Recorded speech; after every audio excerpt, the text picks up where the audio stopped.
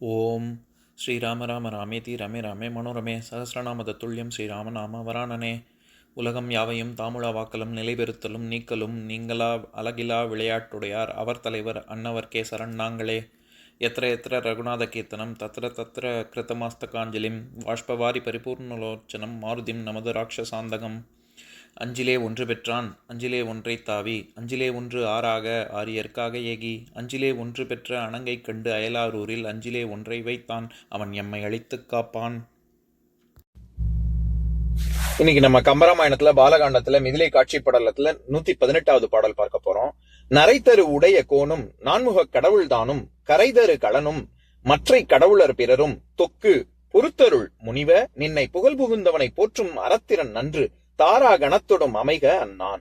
இதுதான் பாட்டு. இப்ப நம்ம பதம் பிரிச்ச பொருள் பார்க்கலாம்.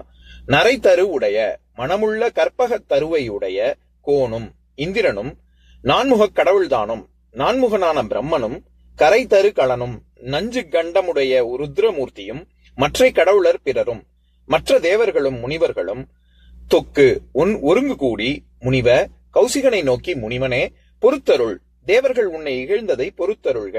நின்னை புகழ் புகுந்தவனை உன்னை சரணம் அடைந்தவனை போற்றும் கைவிடாது காக்கும் அறத்திறன் தர்ம நெறி நன்று மிக நன்று அன்னான் அந்த திரிசங்கு அரசன் தாரா கணத்தோடும் அமைக நட்சத்திர கூட்டத்தோடும் பொருந்தி இருப்பானாக. இப்ப நம்ம இந்த பாட்டுல இருக்கக்கூடிய நயங்களை பார்க்கலாம். அதாவது தேவர்கள் கடவுளர்கள் எல்லாரும் மும்மூர்த்திகள் எல்லாருமாக சென்று கௌசிகனை சாந்தப்படுத்துகிறார்கள். அதைத்தான் என் கம்பர் இந்த பாட்டுல சொல்றாரு. இதுல யார் யாரெல்லாம் வந்திருக்காங்க அப்படிங்கறத பத்தி பார்க்கலாம். நரை தரு உடைய கோணம். நரை அப்படின்னாலே நம்ம நறுமணம் அப்படின்னு அர்த்தம். மனம் வீசக்கூடிய கோன்னா அரசன். இந்திரன் என்னன்னு சொல்றாரு கம்பர்? தருவுடைய கோணும் அப்படின்னு. நம்ம ஏற்கனவே கம்பராமாயணத்துல பல முறை பார்த்திருக்கோம். அதாவது பஞ்சதரு அப்படின்னா 5 தெய்வ மரங்கள், அதாவது சந்தானம், தேவதாரம், கற்பகம், மந்தாரம், பாரிஜாதம் அப்படின்னு சொல்லக்கூடிய 5 மரங்கள் இருக்கு. தெய்வ மரங்கள் கொண்ட இந்திரன் தேவனே அப்படின்னு. அதனாலதான் இங்க அவர் இந்த இடத்துல தரு அப்படின்னு சொல்றது கல்ப விருட்சத்தை மட்டும் குறிப்பா சொல்றாரு. கல்ப விருட்சுவை விருட்சத்தை உடைய அரசனே அப்படி இந்திரனே அப்படின்னு. நான்முக கடவுள் பிரம்மாவை குறிக்குது. கரை தரு களன். களன்னா கழுத்துன்னு அர்த்தம். கரை அப்படின்னா அது விஷம். இந்த இடத்துல விஷம்னு அர்த்தம்.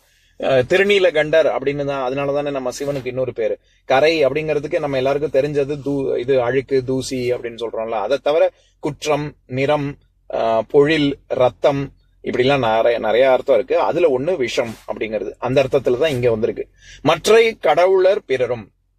நான் அடிக்கடி சொல்வதுண்டு, கடவுள் அப்படின்னு சொன்னா அது முழுமுதற் கடவுள் ஒருத்தரை குறிக்கும். கடவுளர் அப்படின்னு சொன்னா பலரை குறிக்கும். அதே மாதிரி தேவன் அப்படின்னு சொன்னா அது மும்மூர்த்திகள் ஒருத்தரை, குறிப்பாக மகாதேவன் அப்படின்னு சொல்லும்போது சிவனை குறிக்குது இல்ல, அந்த மாதிரி ஒருத்தரை குறிக்கும். ஆனா தேவர் அப்படின்னு சொன்னா பலரை குறிக்கும். அதேதான் எல்லா இடத்துக்கும். இறைவன் அப்படின்னு சொன்னா ஒருவனை குறிக்கும். இறையவர் அப்படின்னு சொன்னா அது தேவர்களை குறிக்கும். அதனால நம்ம ஜாக்கிரதையா, நம்ம ஏதோ மரியாதை கொடுத்து சொல்றோம் அப்படிங்கறதுனால அருவிகுதி சேர்த்து சொன்னா மரியாதை ஆயிடும் அப்படின்னு நம்ம நினைச்சு நிறைய பேரு முருகன் அப்படின்னு சொல்றது தப்பு அப்படின்னு சொல்லிட்டு மரியாதை கொடுத்து சொல்லணும்னு முருகர் அப்படின்னு சொல்றாங்க. அதுவே நான் நிறைய தடவை அதை தப்புன்னு சொல்லிருக்கேன். அதேதான் இந்த இடத்துலயும் எனக்கு இந்த கடவுளர் அப்படின்னு சொல்ற வார்த்தை பார்க்கும்பொழுது எனக்கு முருகர் மாநாடு அப்படின்லாம் சொல்றாங்க. அது முருகன் தான். முருகர்னு சொன்னாலே நிறைய பேர் அப்படின்ற மாதிரி அர்த்தம் ஆயிடும். முருகன் ஒருவன் தான். அது அன்விகுதி தலைமை பண்பு குறிக்க வந்தது. மரியாதை அவன் இவன் சொல்ற மாதிரி முருகன் அப்படின்னு நினைச்சுக்க கூடாது. கடவுளர் பிறரும் தொக்கு. நம்ம சில பாடல்கள் முன்னாடியே பார்த்தோம். அப்பவே நம்ம பார்த்தோம்ல, அதாவது தொக்கா மாட்டிக்கிட்டாங்க அப்படின்னாலே கூட்டத்தோட கும்பலா மாட்டிக்கிட்டாங்க அப்படின்னு. அந்த மாதிரி இந்த இடத்துல எல்லோருமே ஒன்று கூடினார்கள் அப்படிங்கிறதுக்கு தொக்கு அப்படின்னு சொல்றாரு. நம்ம சாப்பிடுறதுக்கே தக்காளி தொக்கு அப்படின்லாம் ஏன் சொல்றோம் அப்படின்னா அது தொகையல் எல்லாம் தொகுத்து செய்வதனால அது தொக்குன்னு சொல்றோம். பொறுத்தருள். அவங்க நீங்க கோவப்படாதீங்க அப்படின்னு அவங்க சாந்தப்படுத்துறாங்க எல்லாருமா. முனிவனே நின்னை புகழ் புகுந்தவனை போற்றும் அறத்திறன் நன்று அப்படின்னா என்ன? நம்ம தவ வலிமையெல்லாம் போகும். தேவர்களோட நம்ம சண்டை போடுறோம், அது நம்மளால முடியுமா? இந்த மாதிரி எல்லாம் எதுவுமே அவர் யோசிக்கல. என்னைய சரணடைந்தான், தாபதா சரணம் அப்படின்னு நம்ம போன பாட்டுல பார்த்தோம்ல. அப்படின்னு யாரு சரணம் அடைந்தார்களோ என்ன ஆனாலும் அவர்களை காப்பாற்றணும் அப்படின்னு நினைக்கிறதே ஒரு உயர்ந்த குணம். அதுதான் தர்ம நெறி. அது உனக்கு பரிபூர்ணமா இருக்கு அப்படின்னு சொல்லி அவங்க வாழ்த்துறாங்க. அப்படி வாழ்த்திட்டு தாரா கணத்தோடும் அமைக அப்படின்னு. தாரகை தாரா அப்படின்னாலே நட்சத்திரம்னு அர்த்தம். நட்சத்திர மண்டலம் கணத்தொடும், கணம்னா அது நட்சத்திர கூட்டத்தை குறிக்கும். தாரா கணத்தொடும் அமைக அப்படின்னா அங்கேயே ஒரு நிலை பெற்று பொருந்தி திரிசங்கும் அங்கேயே இருப்பான், அவன் திரும்பி பூலோகத்துக்கு வரமாட்டான் அப்படின்னு சொல்லி இவங்க எல்லாம் ஆசீர்வாதம் பண்றாங்க. இப்ப நான் பாட்டை இன்னொரு தடவை படிக்கிறேன் கேளுங்க. நரைத்தரு உடைய கோணும் நான்முக கடவுள் தானும் கரைத்தரு களனும் மற்றை கடவுளர் பிறரும் தொக்கு பொறுத்தருள் முனிவ நின்னை புகழ் புகுந்தவனை போற்றும் அறத்தினன் நன்று தாரா கணத்தொடும் அமைக அண்ணான். இன்னொரு நாள் இன்னொரு பாட்டு பார்க்கலாம்.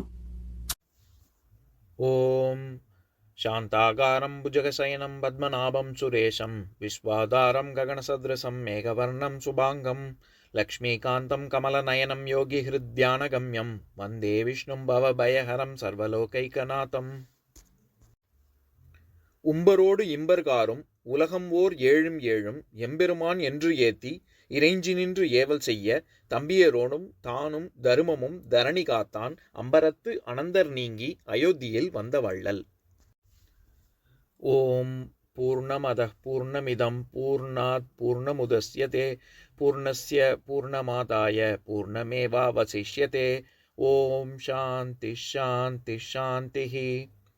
ஓம் சர்வேஷாம் ஸ்வஸ்திர்பவது சர்வேஷாம் சாந்திர்பவது சர்வேஷாம் பூர்ணம் பவது சர்வேஷாம் மங்களம் பவது. ஓம் சாந்தி சாந்தி சாந்திः. ஓம் சர்வே பவந்து சுகினः सर्वे सन्तु निरामयाः सर्वे भद्राणि पश्यन्तु मा कश्चित् दुःखभाग् भवेत्. ओम शांति शांति शांति.